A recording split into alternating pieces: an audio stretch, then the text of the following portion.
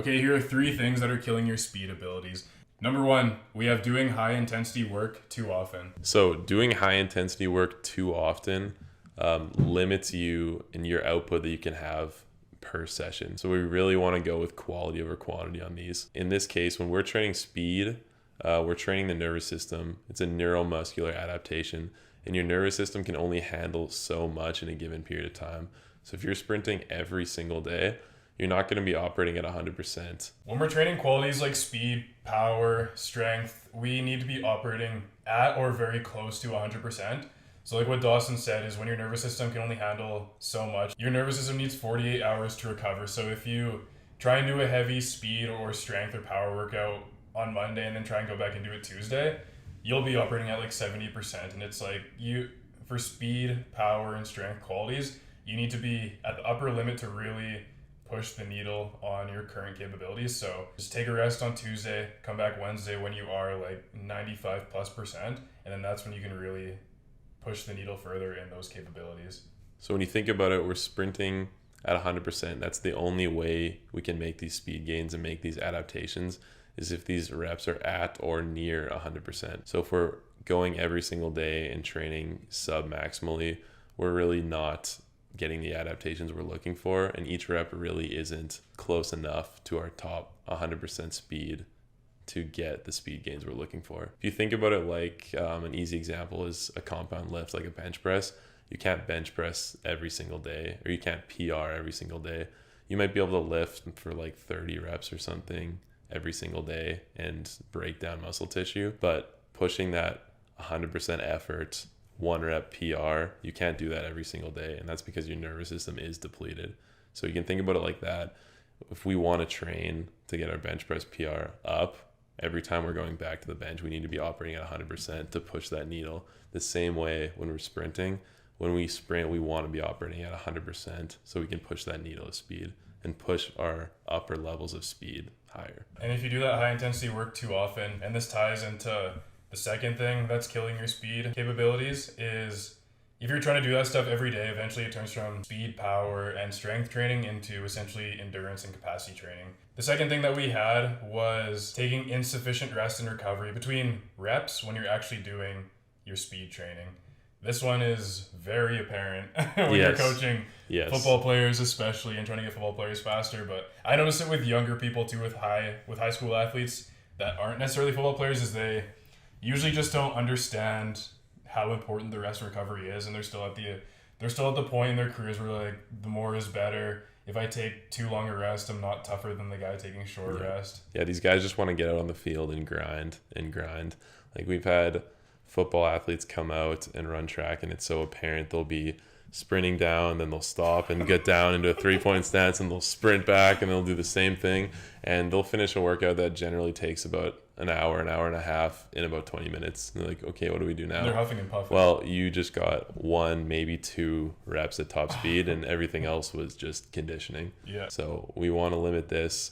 A good rule of thumb that we like to stick with is every 10 meters you sprint, you can change this to yards for a football player, but every 10 meters or 10 yards you sprint, you rest 1 minute. So if you're sprinting 50 meters or 50 yards, you'd rest 5 minutes minimum between reps. Yeah, and there is a time to implement the short rest period sprints. Like if you're, like in football, not every play you have 100% energy, so there is, or actually pretty much the whole game you need to be good at running fatigue. So when you're training, there is times where you want to do repeat sprint ability training or speed endurance training. That'd be more for a track athlete. Again, if you're trying to move the needle on speed, power, and strength, you don't do repeat sprint ability training or speed endurance. You sprint, say 20 meters, you take 1 to 2 minutes rest, and then you hop back in again. After that, you don't just sprint 20 meters and then flip around and do another 20-meter sprint. If you go into your next rep huffing and puffing when you're trying to do speed work, then you're not resting long enough. Just as simple as that. Yeah, exactly. Just like you said, yeah, there is definitely a time and place to do repeat sprint ability training, phosphate system training. That's very well prescribed, and it would be implemented properly. But these athletes, I mean, they're just taking that to an extreme overkill where like we've seen, they're trying to be tough. They have David Goggins in their head. You don't know me, son. Get it. 18. You don't know me, son. Get it. 19! And they're just sprinting lines back and forth, which that's just conditioning. We're not going to move the needle on our speed gains or our top speed gains training in this fashion. And I guess it gets ingrained in their head a little bit from football because you see, we play football, but when you're on a football team, the coach just like makes you run lines, run a bunch of bears and backs without like any rest. So like a lot of athletes, that's the exposure they get to like any sort of run training. So they immediately think that is speed training. So when they go to do actual speed training, they think they need to apply the exact same mentality of like there, back, there, 30 seconds, run it back. Yeah, I think I shouted out Tony Hollard in our last video, but I saw another video that he posted recently, and it was just a clip of a kid doing essentially the bear crawl on a football team, and his whole team's around him, and he's so exhausted he can barely move. And that would just be like a sign of toughness or who's grinding the hardest in football culture. But he was just saying this type of clip, this type of example, he finds completely embarrassing. Once again, I'm told it's a very successful football program. I don't think their success came from this. I think this is embarrassing. And if I was in a position of an athletic director or something, I would say cease and desist. We would not be doing this kind of thing. There's nothing, like he's not developing athletic ability at all in doing that. And I get that you could make the argument of mental toughness and mental gains, but if you're implementing that week over week, your players aren't going to improve in an athletic sense. So then moving on to the third and final thing that's killing your speed ability. It's a bit of a contrast to the first two, but it's not doing speed work frequently enough. Yeah, okay, so that's the other side of the coin. We can sprint way too frequently, basically every day, or running too many reps back and forth. This kind of ties into that first one of not having enough rest between reps. People make the argument of, oh, I went to football practice and I ran a few fly routes, so I sprinted. I got enough sprint training, right? But when you have shoulder pads on, when you're in a game situation, you're not hitting the types of velocities that we're hitting isolated on the track or isolated doing speed development work. So we're just not, again, getting that 100% neuromuscular adaptation. We're not getting enough quality stimulus to move the needle on our speed development. So it kind of goes back to that. If we're not rested enough, we're not going to be at 100%. If we're in an environment that limits our sprinting ability, we're not going to hit 100%. And if we're not hitting 100%, we're not developing as athletes in a speed sense. Sprinting and speed is a skill as well, and all skills need to be trained and practiced. Like if you want to get really good at shooting a basketball, you wouldn't just go and shoot a basketball for one heavy session once a week. Chances are you probably do it every day and multiple times a day, but shooting a basketball and speed training is a little bit different because basketball isn't as intense as speed training. But where the similarities lie is that sprinting is a skill, so you do need to practice it often. So if you're an athlete who isn't a track athlete, you can definitely get away with 2 days a week of sprinting.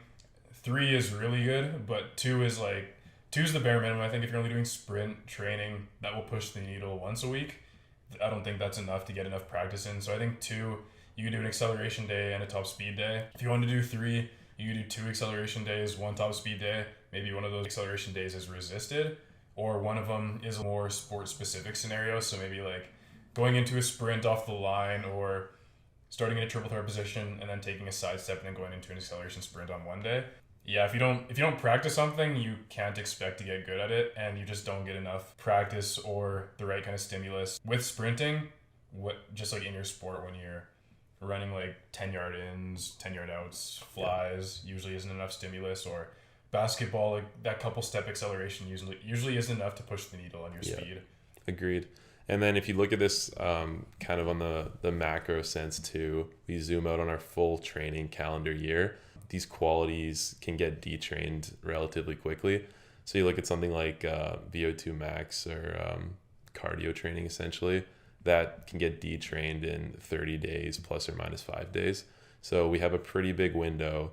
If you're a marathon trainer and you're training and then you suddenly take 30 days off, you'd perform fairly close to what you did 30 days ago. But with top speed sprinting, it's 5 days plus or minus 3. So these adaptations can be detrained or start to move in the wrong direction relatively quickly. So looking at the full calendar year, we need to get enough sprinting stimulus frequently enough to keep those moving in the right direction. And like you said, 2 days a week is definitely enough for most athletes. I think if you're not a sprinter and maybe you don't care quite as much about speed in your sport, definitely 2 days a week is more than enough. But you just want to make sure we're hitting these velocities all year round so we can just keep moving in the right direction. Yeah, I think we hit all the main points. Thanks for watching Meta Monsters.